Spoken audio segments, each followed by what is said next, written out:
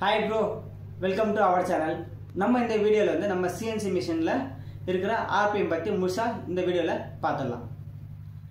RPM அப்படினா என்னது?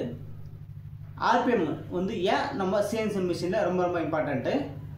RPM வந்து எப்படி கால்குலேஷன் பண்றாங்க அப்படினு ஒரு மூணு டாபிக்ல நம்ம RPM பத்தி பார்த்தறலாம்.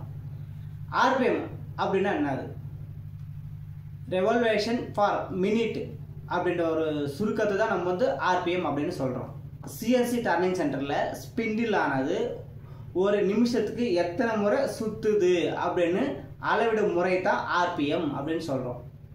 ஏன் ரொம்ப இம்பார்ட்டன்ட் அப்படின்னு பார்க்கும்போது RPM கரெக்டா இருந்தால் தான் மெட்டீரியல் வந்து கரெக்டா கட் எடுக்கும்.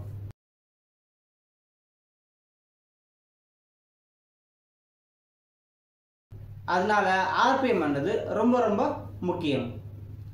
RPM வந்து எப்படி கால்குலேஷன் பண்றது அப்படின்னு பார்க்கும்போது RPM is equal to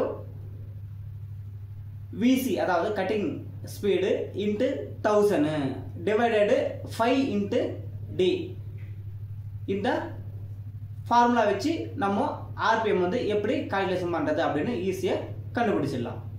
நம்ம இந்த வீடியோல வந்து RPM அப்படின்னா என்னது, RPM வந்து ஏன் முக்கியத்துவம் அப்படின்றதையும் RPM எப்படி கால்குலேஷன் பண்றது அப்படின்றதையும் நம்ம இந்த வீடியோல பார்த்தோம். ஓகே ப்ரோ, தேங்க்யூ ஃபார் வாட்சிங். நம்ம அடுத்த வீடியோல சந்திப்போம். மேலும் பல தகவல்களுக்கு நம்ம சேனலை வந்து ஃபாலோ பண்ணிக்கோங்க, அதாவது சப்ஸ்கிரைப் பண்ணிக்கோங்க. வீடியோ வந்து பார்க்க மறக்காதீங்க. உங்களுக்கு தேவையான ஃப்ரெண்ட் சர்க்கிளுக்கு நம்ம வீடியோவை ஷேர் பண்ணுங்க.